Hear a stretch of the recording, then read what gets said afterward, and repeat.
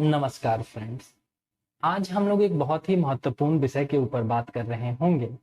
ये टॉपिक अपने आप में इतना महत्वपूर्ण है कि इसने गरीब आदमी की नून रोटी वाली थाली से लेकर के मध्यम वर्गीय सैर सपाटे तक को नकारात्मक तरीके से प्रभावित किया, किंतु फिर भी हम भारतीयों को इसकी बहुत परवाह नहीं हुई, क्योंकि हम लोगों को ऐसे नॉनसेंस पॉलिटिकल डिबेट्स देखने में ज्यादा मजा आता है किसी को कि आप ये बोल कैसे सकते हैं कि भारत को हराने की हमारी मंशा है। You must apologise for your statement. सबसे पहले तो किस तरह की बातें करते हैं आप कांग्रेस को बुला के यहाँ पर ये कहेगा हमारी मंशा है भारत को हराने की, तभी इससे बात कर। जी, हम बात कर रहे हैं ऑयल प्रॉब्लम की। हाल के दिनों में पेट्रोलियम और डीजल की कीमतों में एक बार फिर से बढ़ोतरी देखने को मिली है और मुंबई जैसी जगहों पर तो इसकी कीमत 100 रुपए के पार तक जा चुकी है। ऐसे में आइए थोड़ा जानने का प्रयास करते हैं तेल की कीमतों में वृद्धि के पीछे की कहानी को। तो आइए सबसे पहले ये जानते हैं कि खनिज तेल का निर्माण कैसे होता है। खनिज तेल के निर्माण में समुद्री जीव जंतुओं एवं वनस्पति के अवशेषों की महत्वपूर्ण भूमिका होती है। मुख्यतया खनिज तेल एवं प्राकृतिक गैस टर्शरी युग के जीवाश्म प्रधान शैलों में मिलते हैं। चट्टानों के वलन की स्थिति में ये अपनतीय भागों में पाए जाते हैं। सबसे ऊपर प्राकृतिक गैस पाई जाती है क्योंकि ये सबसे हल्की होती है, उसके नीचे खनिज तेल और सबसे नीचे जल होता है। आइए अब थोड़ी बात करते हैं भारत में कच्चे तेल के उत्पादन के संदर्भ में। भारत में कच्चे तेल का उत्पादन पिछले कुछ सालों से लगातार कम होता चला जा रहा है।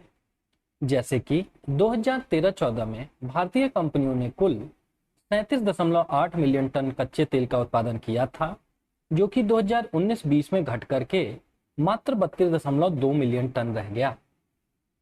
अब समझते हैं भारत में कच्चे तेल के उत्पादन में सरकारी एवं निजी कंपनियों के अपने अपने व्यक्तिगत योगदान के बारे में। भारत में ओएनजीसी एवं अन्य सरकारी कंपनियों द्वारा कुल उत्पादन का लगभग 69% प्रोड्यूस किया जाता है। शेष 31% के उत्पादन में निजी कंपनियों एवं ज्वाइंट वेंचर्स की हिस्सेदारी होती है। लगभग 52% तेल का उत्पादन किनारों से लगे हुए छिछले समुद्रों में किया जाता है। अगर राज्यों की बात की जाए तो राजस्थान अकेले लगभग देश के 1/4 कच्चे तेल का उत्पादन करता है।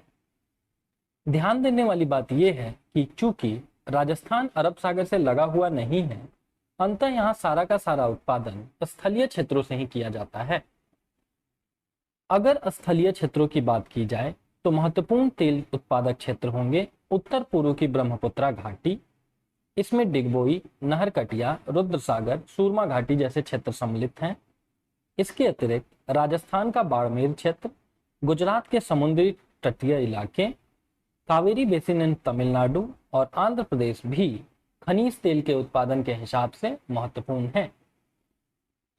वहीं अगर समुद्री क्षेत्रों की बात की जाए तो पश्चिमी और पूर्वी दोनों तरफ के समुद्री क्षेत्र तेल उत्पादन के हिसाब से महत्वपूर्ण है, अर्थात अरब सागर और बे ऑफ बंगाल दोनों जगहों से खनिज तेल का उत्पादन किया जाता है। जहां एक और अरब सागर में बंबई हाई, बेसिन और अलिया बेट महत्वपूर्ण है, वहीं दूसरी ओर पूर्वी किनारे पर गोदावरी, कृष्णा और कावेरी नदियों का डेल्टाई प्रदेश, रावा संरचना और तमिलनाडु का नरीमन और कोविलाप्पल महत्वपूर्ण क्षेत्र हैं।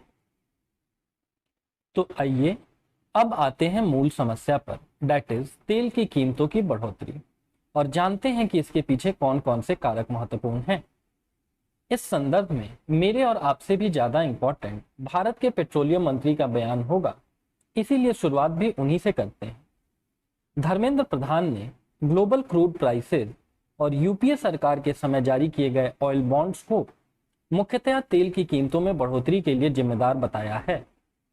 तेल बॉन्ड एक तरीके से स्पेशल सिक्योरिटीज होते हैं जिन्हें सरकार की तरफ से तेल मार्केटिंग कंपनियों को कैश सब्सिडी के एवज में दिया जाता है। ये बॉन्ड प्रायः लंबी अवधि के होते हैं, जैसे कि 15 या 20 साल, और तेल कंपनियों को इन बॉन्ड्स के ऊपर ब्याज चुकाया जाता है। दरअसल यूपीए सरकार के समय तेल की कीमतों में वृद्धि होने पर जनता के गुस्से से बचने के लिए उसका तात्कालिक बोझ ऑयल कंपनियों के ऊपर ही डाल दिया गया था।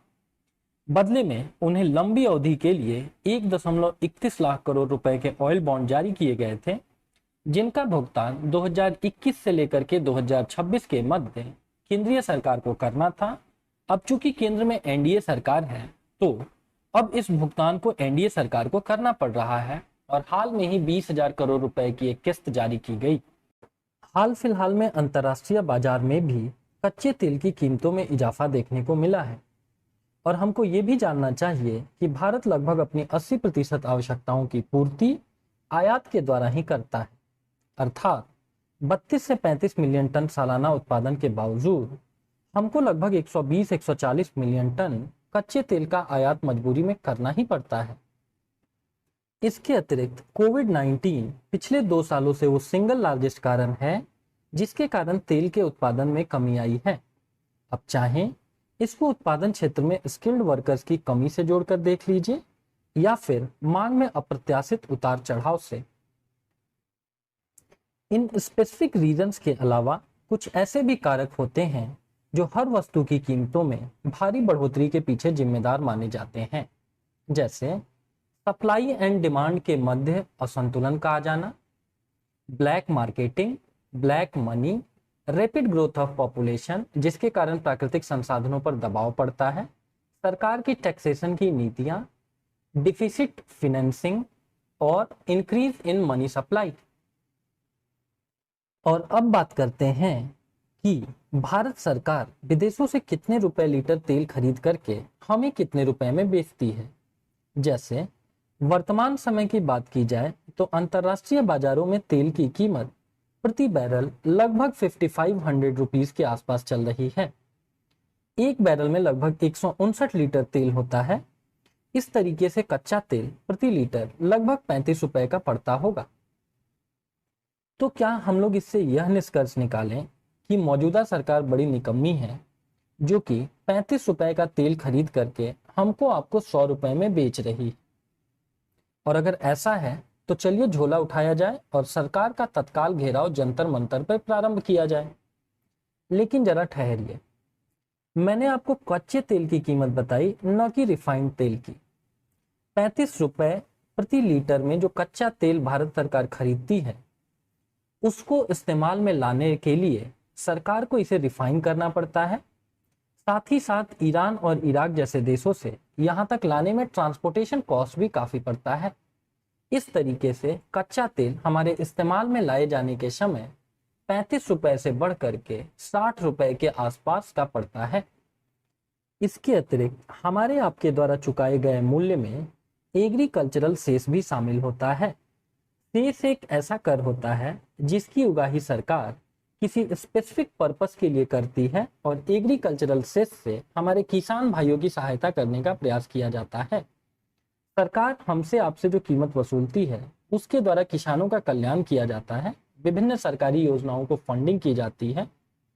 इसके अतिरिक्त विभिन्न राज्यों में तेल की अलग अलग कीमतों के पीछे सीधा सा कारण यह निहित है कि जीएसटी काउंसिल ने अभी तक पेट्रोल और डीजल को जीएसटी के तहत नहीं शामिल किया है। And that's the exact reason कि अलग अलग राज्यों में पेट्रोलियम प्रोडक्ट्स की कीमतें अलग अलग होती हैं। और अब आपको एक दर्दनाक सच्चाई बतलाता हूँ। उसके पहले मैं बता दूं कि हम और आप बधाई के पात्र हैं। So a big congrats to all of us. Why so? क्योंकि जिस गति से हम तेल और कोयले को इस्तेमाल में लाए चले जा रहे हैं उस तीव्र गति से इनकी कहानी इस पृथ्वी पर मात्र 50 और 100 सालों की बची हुई। तो हुए ना हम बधाई के पात्र। जिन प्राकृतिक संसाधनों को बनाने में पृथ्वी लाखों साल ले लेती है उन्हें पूर्ण रूपेण खर्च करने में हमने मात्र 200 साल लिए। अगर कभी फालतू की पॉलिटिकल डिबेट से आपका मन भर जाए तो कभी एक बार माल्थस के सिद्धांत को गूगल कर लीजिएगा एंड यू विल नो कि प्राकृतिक संसाधनों के मामले में हमारी आगे आने वाली पीढ़ियों का भविष्य कितना अंधकारमय होने वाला है। और अंत में बात करते हैं सॉल्यूशन या समाधान की। समाधान आपके सामने स्क्रीन पर ही है, अगर आप लोग समझ गए हो तो। इस बात को आगे बढ़ाने के पहले मैं आपको एक छोटी सी कहानी सुनाता हूँ। एक बड़ी प्यारी सी चिड़िया थी जो बहुत मेहनत करके न जाने कहाँ कहाँ से अपने दाने पानी की व्यवस्था करती थी। एक दिन उसकी मुलाकात एक ऐसे व्यक्ति से होती है जो चिड़ियों के पंखों का व्यापार करता था। उसने चिड़िया को एक ऑफर दिया कि बेटा, आज से तुम मुझे अपने एक पंख दे देना और बदले में मैं तुम्हारे खाने की व्यवस्था कर दूंगा। चिड़िया को प्राइमा फेसी ये बात जम गई कि कहाँ खाने की तलाश में मारी मारी भटकूंगी, जबकि यहीं बैठे बिठाए भोजन की व्यवस्था हो सकती है। अब उसने उस व्यक्ति को अपना एक पंख तोड़ करके देना शुरू कर दिया और बदले में उसे मुफ्त का खाना मिलता गया। परंतु दुर्भाग्यवश एक दिन ऐसा भी आया जब उस चिड़िया के पास उस व्यक्ति को देने के लिए कोई पंख ही नहीं बचा। अब पंख नहीं तो खाना नहीं। जरा सोच करके देखिए कि कल को क्या हमारी आपकी हालत ऐसी नहीं होगी। जिस तेजी से हम आप अपने प्राकृतिक संसाधनों का ह्रास किए जा रहे हैं, कल को हमारी आपकी हालत भी उस चिड़िया के जैसी होना निश्चित है। तो जनसंख्या नियंत्रण का प्रयास करिए, क्योंकि कम लोग मतलब कम आवश्यकताएं मतलब कम प्राकृतिक संसाधनों का उपयोग। सतत विकास की अवधारणा में यकीन करिए, ताकि इन्हीं संसाधनों का उपयोग हमारी आगे आने वाली पीढ़ियां भी कर सकें। नवीकरणीय ऊर्जा स्रोतों और हरित स्रोतों की तरफ मुड़िए। सरकार के 2022 तक 175 गीगावाट नवीकरणीय ऊर्जा स्रोतों से ऊर्जा प्राप्ति के लक्ष्य से जुड़िए। देखिए कि हम इस पहल में क्या सार्थक योगदान कर सकते हैं, भले ही वो योगदान कितना ही छोटा क्यों ना हो। जैसे सरकार छतों पर सोलर इक्विपमेंट लगाने के लिए सब्सिडी दे रही है, उसका लाभ उठाइए। सबसे महत्वपूर्ण बात, अपने बच्चों को अच्छे संस्कार दीजिए, क्योंकि आजकल के बच्चे वीडियो गेम्स के चक्कर में पर्यावरण एवं भौतिक खेलों से दूर होते चले जा रहे हैं। उन्हें पेड़ पौधे लगाने के लिए प्रोत्साहित करिए। साथ ही प्रयास करिए कि परिवार का हर सदस्य महीने में कम से कम एक पेड़ लगाए। ऐसे में अगर 5 लोगों का परिवार है तो साल के 60 पेड़ तो लगेंगे ही। अगर उनमें से एक तिहाई अर्थात 20-25 पेड़ भी बने रहें, तो समझिए कि धरती के कर्ज का एक आंशिक हिस्सा हम आप चुका पा रहे हैं। सार्वजनिक परिवहन का इस्तेमाल करिए। इसमें सरकार की भी जिम्मेदारी बनती है कि जितनी साफ सुथरी इस पिक्चर में पब्लिक ट्रांसपोर्ट सर्विस दिख रही है, वो वास्तव में उतनी ही विश्व स्तरीय हो। कार पुलिंग और दिल्ली सरकार के इवन और जैसे इनिशिएटिव से जुड़ने का प्रयास करिए। Last but not the least, video को देखने के लिए धन्यवाद। न सिर्फ इस वीडियो को देखें, शेयर और सब्सक्राइब करें, बल्कि दिखाई गई बातों पर अमल भी करने का प्रयास करिए। आपके 100 लाइक 100 सब्सक्रिप्शन से ज़्यादा इम्पोर्टेंट वो लगाया हुआ एक पेड़ होगा जो सालों साल हमको आपको ऑक्सीजन दे रहा होगा। छोड़ दीजिए महीने में एक पेड़ की बात भी, कम से कम वार्षिक आधार पर ही एक पेड़ लगा लीजिए। ये हाथ जोड़ के विनती है मेरी आप लोगों से। लेकिन मुझे पता है कि हम लोगों में से अधिकांश लोग ये भी नहीं कर पाते हैं। अगर आपको वीडियो पसंद ना आया हो तो आपका अमूल्य समय नष्ट करने के लिए माफ़ी चाहूँगा, और इसको कंपनसेट करने का एक बड़ा आसान सा तरीका भी बताता हूँ। आप कांग्रेस या बीजेपी जिसके भी समर्थक हैं, दूसरे दल को कोसना जारी रखें। इंटरनेट पर तमाम ऐसे वीडियोस पड़े होंगे जो इस काम में आपकी सहायता करेंगे। जैसे अगर आप बीजेपी के सपोर्टर हैं तो कांग्रेस के पुराने डेटा आर्काइव से निकलवाइए कि उनके समय पर कितनी मूल्य वृद्धि होती थी, और ये भी बताइए कि अगर उन्होंने तेल की कीमतों को नियंत्रित नहीं किया तो इस समय इस मुद्दे पर बात करने का उनके पास कोई नैतिक आधार नहीं है। और अगर आप कांग्रेस के सपोर्टर हैं तो स्मृति ईरानी जी से लेकर के मनोज तिवारी तक के पुराने वीडियोस को उनके अभी के ऑयल पर स्टैंड से कंपेयर करना शुरू कर दीजिए। बट इस संदर्भ में भी मेरी एक पर्सनल रिक्वेस्ट होगी।